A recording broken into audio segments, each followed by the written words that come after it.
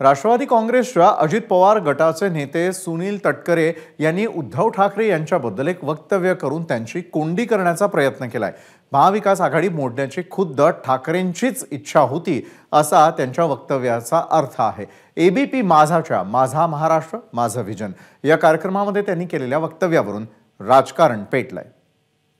संजय राऊतांनी सांगितलं की दिल्लीवरून आल्यापासून उद्धवजींच्या मनामध्ये पुनर्विचार सुरू झालाय की हे सरकार मोडावं आणि आपण भाजपावरती जावं। शिंदे साहेबांनी विचारलं, मी सांगतोय ते खरं आहे का? शिंदे साहेबांनी पण दुजोरा दिला। पंतप्रधानांच्या भेटीच्या नंतर उद्धवजींना भाजपवरती सरकार बनवायचं होतं असं संजय राऊत यांनी ठामपणाने मला आणि अजितदादांना सांगितलं। ठाकरेंना जायचं होतं भाजपसोबत।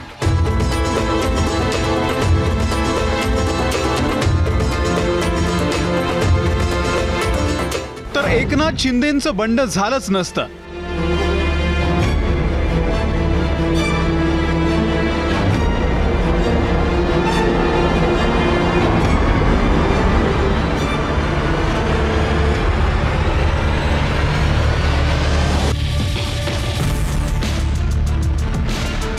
दोन 2019च्या विधानसभा निवडणुकीनंतर ठाकरे आणि भाजपमध्ये बिनसलं। कुणाच्या ध्यानीमनी नसताना काँग्रेस राष्ट्रवादी सोबत जात उद्धव ठाकरे मुख्यमंत्री झाले। उद्धव बाळासाहेब ठाकरे ईश्वर शपथ घेतो की एकनाथ शिंदेंच्या बंडानंतर महाविकास आघाडी सरकार कोसळलं, पण त्याआधीच महाविकास आघाडीचा संसार मोडून पुन्हा भाजपसोबत जाण्याची खुद्द उद्धव ठाकरेंची इच्छा होती असा खळबळजनक गौप्यस्फोट राष्ट्रवादी काँग्रेसच्या अजित पवार गटाचे प्रदेश अध्यक्ष सुनील तटकरे यांनी एबीपी माझाच्या माझा महाराष्ट्र माझं विजन मध्ये केला। याच कार्यक्रमात उद्धव ठाकरे गटाच्या संजय राऊत यांनी तटकरेंच्या दाव्याला उत्तर दिलंय। मी जे बोलतोय ते सत्य आहे। संजय राऊतांनी सांगितलं की दिल्लीवरून आल्यापासून उद्धवजींच्या मनामध्ये पुनर्विचार सुरू झालाय की हे सरकार मोडावं आणि आपण भाजपावरती जावं। हे त्यांनी सांगितल्यानंतर आम्ही एकमेकाकडे बघत बसलो। पुन्हा संजय राऊतांनी सांगितलं, एकनाथ शिंदे साहेबांनी विचारलं, मी सांगतोय ते खरं आहे का? शिंदे साहेबांनी पण दुजोरा दिला। मिलिंद नार्वेकरांना तोच प्रश्न त्याने विचारला, आम्ही नाही। पंतप्रधानांच्या भेटीच्या नंतर उद्धवजींना भाजपवरती सरकार बनवायचं होतं असं संजय राऊत यांनी ठामपणाने मला आणि अजितदादांना सांगितलं। आणि त्याच्यासाठी मुख्यमंत्री आजचे विद्यमान मुख्यमंत्री शिंदे साहेब आणि मिलिंदजी नार्वेकर त्या ठिकाणी होते। त्यांनीही संजय राऊतांच्या बोलण्याला दुजोरा दिला। भारतीय जनता पक्षाबरोबर आपले संबंध का तुटले, कोणामुळे तुटले या संदर्भात नक्की चर्चा झाली दोन नेत्यांमध्ये। हे स्वतः उद्धवजीने आम्हाला त्यांच्या सहकाऱ्यांना सांगितलं की माझी नरेंद्र मोदीजींबरोबर अमुक अमुक चर्चा झाली आणि मोदीजींच्या मनामध्ये असं आहे की आपण पुन्हा एकत्र यायला हवं असं उद्धवजीने आम्हाला सांगितलं। आणि त्यात चुकीचं काहीच नाही, त्यात चुकीचं काय आहे? आणि हे असं अशी चर्चा झाली आतमध्ये, ह्याच्यावरती आम्ही चर्चा केली। 2021 मध्ये उद्धव ठाकरे, अजित पवार आणि अशोक चव्हाण यांनी मोदींची विकास कामांसंदर्भात भेट घेतली होती। त्यानंतर उद्धव ठाकरेंच्या मनात भाजपसोबत जाण्याचा विचार सुरू झाला असा तटकरेंचा दावा आहे। दिल्लीतून परतल्यानंतर ठाकरेंची ही इच्छा असल्याचं संजय राऊतांनी सांगितल्याचं तटकरेंनी सांगितलंय। तटकरे म्हणतात त्याप्रमाणे उद्धव ठाकरेच भाजपसोबत गेले असते तर या राज्यातलं पुढचं राजकीय महानाट्य टळलं असतं। एकनाथ शिंदेंचं बंड झालं नसतं, पण या बंडानंतर उद्धव ठाकरे आणि भाजपमधला संघर्ष अधिकच चिघळत गेला।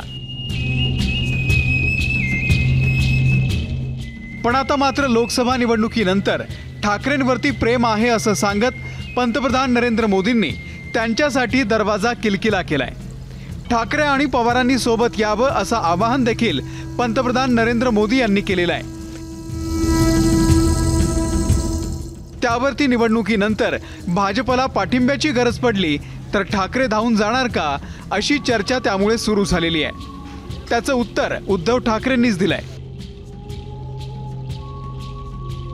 महाराष्ट्र के एक दिग्गज नेता 40-50 साल से वो ऐसे ही कुकड़ी मारते रहते हैं।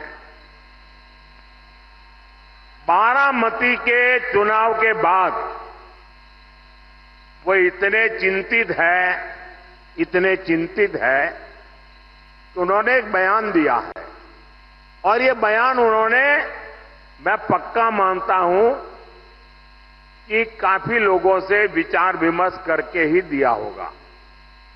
वो इतने हताश और निराश हो गए हैं कि उनको लगता है कि अगर 4 जून के बाद छोटे छोटे राजनीतिक दलों को कांग्रेस में मर्ज हो जाना चाहिए।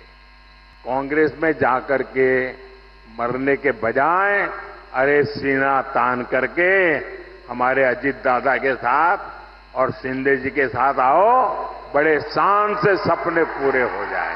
तर ती खिडकी उघडली आहे किंवा दरवाजाची फट उघडली आहे, गरज पडली तर आम्ही एकत्र येऊ शकतो, मी फटीतनं नाही जाणार असा संभ्रम मी आता निर्माण केलाय. माझ्या महाराष्ट्राचं अभिमानाचं, स्वाभिमानाचं, अस्मितेचं वेगळंच एक मंदिर बांधतोय. त्याच्यामुळे मला या फटींची आणि खिडक्यांची गरज नाही. मी लढतोय माझ्या महाराष्ट्राची लढाई लढतोय, माझ्या देशाची लढाई लढतोय. लोकांचा आशीर्वाद मला पाहिजे आणि ही लढाई माझी नाही आहे, ही लढाई जनतेची आहे. कारण नाहीतर महाराष्ट्राला खतम करतील जे दिसतंय. मला महाराष्ट्र कोणत्याही परिस्थितीत मी खतम होऊ देणार नाही. ठाकरेंनी आता ठाम नकार दिला असला तरी राजकारणात कधीही काहीही होऊ शकतं. तेव्हा ठाकरेंची तेव्हा राहिलेली इच्छा आणि आता मोदींनी दिलेलं आमंत्रण, त्यामुळे लोकसभा निवडणुकीनंतर महाराष्ट्रात कोणतं नवं राजकीय महानाट्य घडणार हे पाहायचंय. ब्युरो रिपोर्ट, एबीपी माझा. एबीपी माझा, उघडा डोळे बघा नीट.